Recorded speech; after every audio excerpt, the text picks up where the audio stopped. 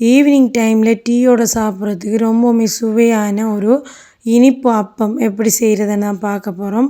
ரொம்பவுமே சாஃப்டாக இருக்கும், சாப்பிட்றதுக்குமே டேஸ்ட்டாக இருக்கும். இது எப்படி செய்கிறதுன்னு வாங்க பார்க்கலாம்.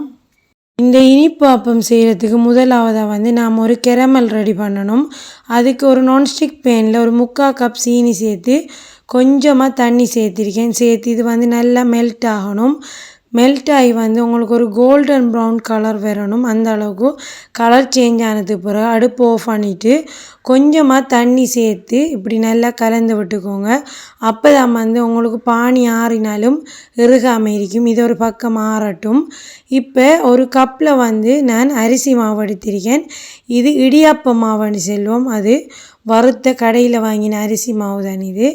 அதில் ஒரு கப் எடுத்து ஒரு பாத்திரத்தில் சேர்த்துக்கோங்க. இப்போ 2 டேபிள் ஸ்பூன் அளவுக்கு தேங்காய் பூ சேர்த்திருக்கேன். சுவைக்காக சேர்த்திருக்கேன், நீங்களும் சேர்க்கலாம். இதை நெய்யில் வறுத்து கூட நீங்கள் சேர்க்கலாம்.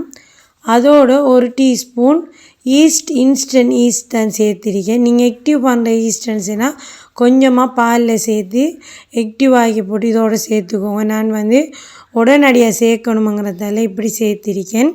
இப்போ நான் 1/2 கப் தேங்காய் பால் எடுத்து வச்சுருக்கேன். அதை கொஞ்சம் கொஞ்சமாக இதோடு சேர்த்து நல்லா கலந்து விட போகிறேன். நீங்கள் ஈஸ்ட்டு சேர்க்க விருப்பம் இல்லாட்டி அதோட தேங்காய் தண்ணி கூட சேர்த்து ஒரு 3 மணித்தியாலத்துக்கு நல்லா புளிக்க வச்சு எடுக்கணும். இப்போ நான் இதோட எடுத்து வச்ச கெரமலை வடிகட்டி சேர்த்திருக்கேன். இதில் டஸ்ட்டுகள் இருந்தால் வடிகட்டின உடனே அதெல்லாம் வந்துடும். இதே மாதிரி சேர்த்துக்கோங்க. ஈஸ்ட்டு சேர்க்குறதால உங்களுக்கு ஒரு 3/4 மணித்தியாலத்தாலே இதை நீங்கள் செஞ்சிடலாம். இனிப்பு அப்பத்தை உடனடியாக செய்கிறதுக்கு தான் நான் இதை மாதிரி ஈஸ்ட்டு சேர்த்திருக்கேன். இப்போ இதெல்லாம் நல்லா கலந்து விட்டுக்கோங்க. இப்போ நான் ஒரு கைப்பிடி பகல் ஆக்கின சோறு இருக்குதானே, அதை கொஞ்சமாக தண்ணி சேர்த்து நல்லா பேஸ்ட் மாதிரி பிளெண்ட் பண்ணி எடுத்திருக்கேன். அதையும் நாம் கலந்து வச்ச மிக்ஸோடு சேர்த்து நல்லா கலந்து விட்டுக்கோங்க. இது எல்லாத்தையும் சேர்த்து நல்லா கலந்து விட்டதுக்கு பிறகு நான் சரியாக ஒரு 3/4 மணித்தியாலம் பொங்க விட போகிறேன். இப்போ உங்களுக்கு பார்த்தா வழங்கும் நல்லா ஈஸ்ட் ஆக்டிவ் ஆகி நல்லா பொங்கி வந்திருக்கு. இதோடு நாம் ஏலக்காய் கொஞ்சமாக வாசத்துக்கு சேர்த்து கலந்து விட்டதுக்கு பிறகு இதை நான் இட்லி தட்டத்தில் வேக வச்சு எடுக்க போகிறேன். நீங்கள் இட்லி தட்டம் இல்லாட்டி இதை மாதிரி பான்ட்ரே ஏதாச்சும் இருந்தால் அதில் சேர்த்தும் நீங்கள் வேக வச்சு எடுக்கலாம். இப்போ நாம் இட்லியில் தட்டில் ஒட்டாமல் ஒரு சீல் ஒன்று சேர்த்து அதில் நம்ம புளிக்க வச்சுருந்த மாவை கொஞ்சம் கொஞ்சமாக சேர்த்து இதை ஒரு 10 நிமிஷத்துக்கு வேக வச்சு இட்லி வேக வைக்கிற மாதிரி வேக வச்சு எடுத்துக்கோங்க.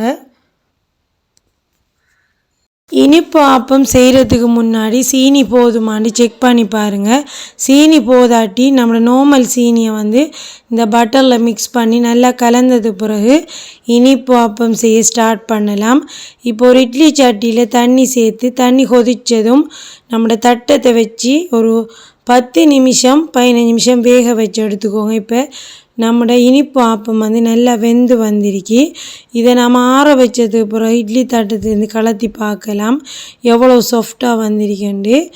ஈவினிங் டைமில் ரொம்பவுமே ஈஸியாக செய்யக்கூடிய ஒரு ஈவினிங் ஸ்நாக்ஸ் தானே இது. இது கிட்ஸுக்கு ரொம்பவுமே பிடிக்கும். அதோட பெரியவியலும் ரொம்பவுமே விரும்பி சாப்பிடுவாங்க. ஹெல்த்தியான ஒரு ஃபுட்டும் கூட. இன்னுமே ஹெல்த்தியான ரெசிபீஸுக்கு என் சேனலை சப்ஸ்கிரைப் பண்ணி வச்சுக்கோங்க, லைக் பண்ணி வச்சுக்கோங்க. இன்னும் ஒரு வீடியோவில் சந்திக்கலாம். தேங்க்ஸ் ஃபார் வாட்சிங்.